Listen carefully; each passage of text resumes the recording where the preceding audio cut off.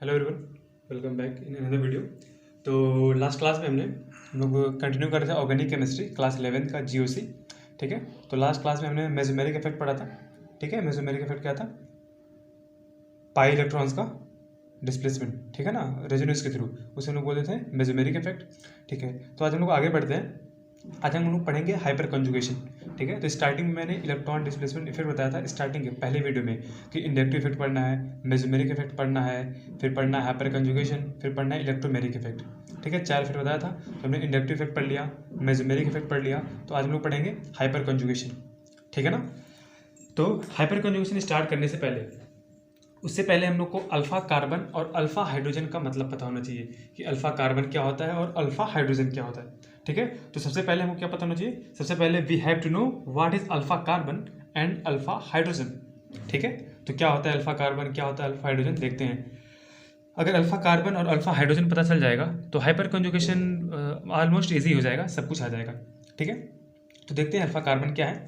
तो alpha carbon क्या है? जो सिस्टम से ना, ऐसा कार्बन जो सिस्टम से डायरेक्टली जुड़ा हुआ हो उसे हम लोग बोलते हैं अल्फा कार्बन। ठीक है, ऐसा कार्बन जो सिस्टम से डायरेक्टली जुड़ा हुआ होगा उसे हम लोग क्या बोलेंगे? अल्फा कार्बन बोलेंगे। ठीक है, चलो एग्जांपल के लिए मैं मान लेता हूँ मेरे पास एक बेंजीन है, बेंजीन से डायरेक्टली जुड़ा हुआ ये एक कार्बन है, तो ये कौन सा कार्बन हो जाएगा? ये हो जाएगा अल्फा कार्बन। आ रहा समझे? जो सिस्टम हम लेंगे, सिस्टम से जो डायरेक्टली जुड़ा हुआ होगा ना, उस कार्बन को हम लोग बोलेंगे अल्फा कार्बन। ठीक है, बहुत सी यहाँ तक समझ में आ रहा है। अब सिस्टम क्या होता है, हम सिस्टम कहाँ से खोजेंगे, कौन सा सिस्टम है? ठीक है ना, तो सिस्टम के लिए क्या करना है हमको? तो सिस्टम के लिए ये रखना ना कि या तो कार्बोकैटायन होगा, ठीक है, या तो फ्री रेडिकल होगा, या तो एल्कीन होगा। अगर ऐसा कुछ है, ये सबको हम लोग लेंगे सिस्टम। अगर कुछ ऐसा आ रहा है ना, तो इन सबको ले लेंगे हम सिस्टम, और इससे जो डायरेक्टली जुड़ा हुआ होगा कार्बन, वो कार्बन कौन सा हो जाएगा? अल्फा कार्बन हो जाएगा। ठीक है, तो सिस्टम आगे समझ में, सिस्टम कौन सा लेंगे? या तो कार्बोकैटायन, या तो फ्री रेडिकल, या तो एल्कीन। 99% तक क्वेश्चन जो होगा हमारा इससे आराम से सॉल्व हो जाएगा। ठीक है ना, तो एग्जाम्पल से देखते हैं तो अल्फा कार्बन और अल्फा हाइड्रोजन समझ में आएगा क्या होता है। ठीक है ना, तो यहाँ पे मेरे पास कुछ क्वेश्चन है, जैसे कि ये पहला क्वेश्चन। ठीक है, क्या है? CH3, फिर CH3 रेडिकल, यहाँ रेडिकल आ गया ना, फ्री रेडिकल है, मतलब हम लोग ले लेंगे इसको सिस्टम। तो ये मेरा बन जाएगा सिस्टम, और सिस्टम से जो डायरेक्टली जुड़ा हुआ कार्बन है, इससे डायरेक्टली कौन जुड़ा हुआ है? ये वाला जुड़ा हुआ है। ठीक है, तो ये मेरा जो कार्बन है कौन सा कार्बन हो जाएगा? ये मेरा हो जाएगा अल्फा कार्बन। आगे समझ में? अब इस वाले क्वेश्चन में देखो, यहाँ आके मेरा एल्किन डबल बॉन्ड है, तो ये मेरा बन जाएगा सिस्टम, इससे डायरेक्टली जुड़ा हुआ ये है, तो ये कार्बन कौन सा हो जाएगा? ये कार्बन मेरा हो जाएगा अल्फा कार्बन। ठीक है ना, तीसरे वाले में देखो, यहाँ पर भी सेम केस है, यहाँ प्लस आ गया कार्बोकैटायन, तो ये हो गया मेरा सिस्टम, सिस्टम से डायरेक्टली जुड़ा हुआ ये कार्बन, तो ये कार्बन कौन सा हो जाएगा? ये कार्बन बन जाएगा मेरा अल्फा कार्बन। ठीक है ना, अब अल्फा कार्बन में एक बहुत ही चीज़, हम लोग हमेशा ये नहीं देखेंगे सिस्टम से जो कार्बन जुटा हुआ है डायरेक्टली नहीं बोल रहे कि वो अल्फा कार्बन है, उसके लिए कुछ कंडीशन होता है। कंडीशन क्या होता है ना, पहले तो हम सिस्टम पकड़ेंगे और सिस्टम के बगल में जो कार्बन होगा उससे डायरेक्टली जो जुड़ा होगा उसे हम लोग अल्फा कार्बन बोल देंगे। लेकिन दिक्कत ये है ना, ये जो है sp3 हाइब्रिडाइज होना चाहिए, मतलब हर एक का हाइब्रिडाइजेशन कितना होना चाहिए? sp3 होना चाहिए। इसका देखो, इसका हाइब्रिडाइजेशन कितना है? sp3, इसका भी है, इसका भी sp3 है, इसका भी sp3। अच्छा, sp3 का मतलब क्या होता है कि वो 4 सिग्मा बॉन्ड बनाए रखे। ठीक है ना, सिग्मा बॉन्ड कितना है? 4 सिग्मा बॉन्ड है, तो वो होता है sp3 हाइब्रिडाइजेशन। ठीक है ना, ये देखो 3 हाइड्रोजन से एक कार्बन बनाया है, एक इस कार्बन से 4 बनाया है, ये भी 3 हाइड्रोजन से एक कार्बन से 4 ये भी बनाया है, ये भी 3 हाइड्रोजन से 4 बना लिया। ठीक है ना, सिस्टम से डायरेक्टली जुड़ा हुआ कार्बन अल्फा कार्बन होगा। उससे पहले क्या देखना पड़ेगा कि ये sp3 हाइब्रिडाइज होना चाहिए। ठीक है ना, ये कार्बन हाइड्रोजन में लिखा हूँ क्या? Alpha carbon. ठीक है, अल्फा कार्बन आ गया समझ में। ठीक है, अब दूसरा होता है अल्फा हाइड्रोजन। ठीक है ना, तो अल्फा हाइड्रोजन क्या होगा? जो हाइड्रोजन अल्फा कार्बन से जुड़ा हुआ होगा उसे हम लोग बोलेंगे अल्फा हाइड्रोजन। ठीक है, जो हाइड्रोजन अल्फा कार्बन से जुड़ा होगा उसे हम लोग क्या बोलेंगे? अल्फा हाइड्रोजन बोलेंगे। जैसे ये वाला, यहाँ पे देखो, अच्छा इसको एग्जाम्पल अलग से लेते हैं इसका। तो नोट, मैं बड़े अक्षरों में लिखा हूँ इसको, ठीक है ना, इसको याद रखना है। Alpha carbon must be sp3, alpha carbon जो होगा हमेशा sp3 हाइब्रिडाइज होना ही चाहिए। ठीक है ना, नहीं होगा तो वो अल्फा कार्बन नहीं होगा। ठीक है ना, अब अल्फा हाइड्रोजन क्या होगा? जो हाइड्रोजन अल्फा कार्बन से जुड़ा है उसे हम लोग क्या बोलेंगे? Alpha hydrogen.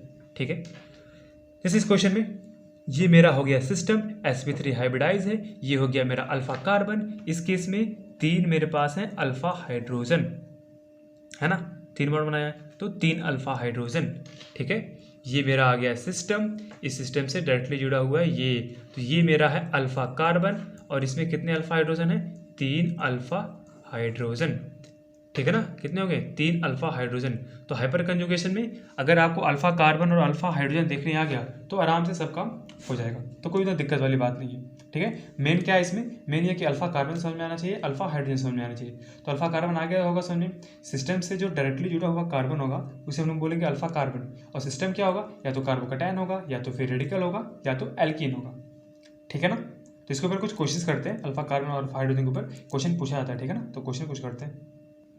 तो हमारे पास 3 क्वेश्चन है। क्वेश्चन क्या है, हाउ मेनी अल्फा हाइड्रोजन, सब में मुझे अल्फा हाइड्रोजन काउंट करना है, ठीक है ना।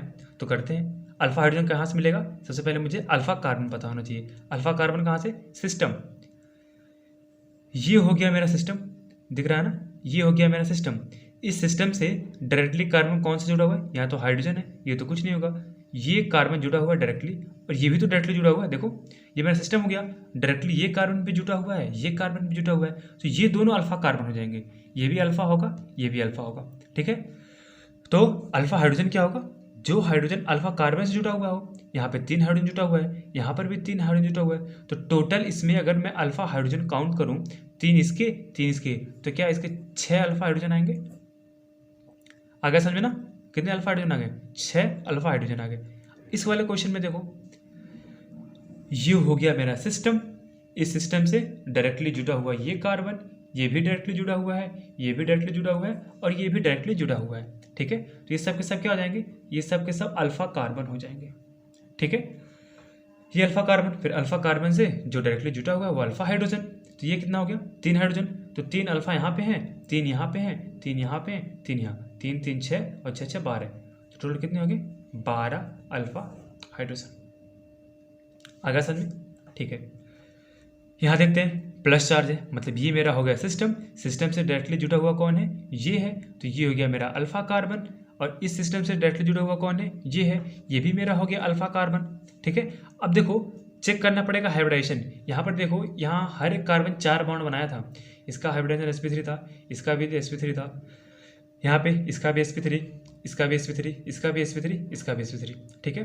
अब सबसे पहले हमको चेक करना पड़ेगा, अगर sp3 नहीं होगा तो हम लोग अल्फा कार्बन नहीं कह सकते, ठीक है ना।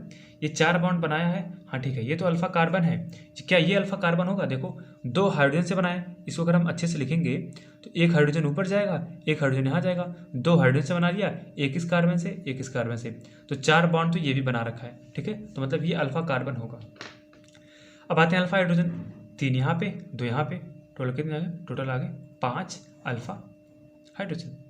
आगे समझ में, अल्फा कार्बन क्या होता है, अल्फा हाइड्रोजन क्या होता है। अगर अल्फा कार्बन और अल्फा हाइड्रोजन आ गया तो हम लोग हाइपर कंजुगेशन आराम से कर सकते हैं, ठीक है। तो आज के लिए बस हम इतना रखते हैं, ठीक है। तो आज अल्फा कार्बन अल्फा हाइड्रोजन आप लोग देख लो, ठीक है। तो हम लोग अगली वीडियो में मे बी कल या परसों, कल हम लोग हाइपर कंजुगेशन पढ़ेंगे, ठीक है ना। तो नोट्स बनाते रहना, क्योंकि ऑर्गेनिक केमिस्ट्री में नोट्स बनाते रहो और वीकेंड पे रिवाइज करते रहो, ठीक है ना। तो ठीक है, तब तक के लिए बाय बाय, मिलते हैं अगली वीडियो में, हम लोग कंटिन्यू करेंगे, इसे हाइपर कंजुगेशन स्टार्ट करेंगे, ठीक है ना।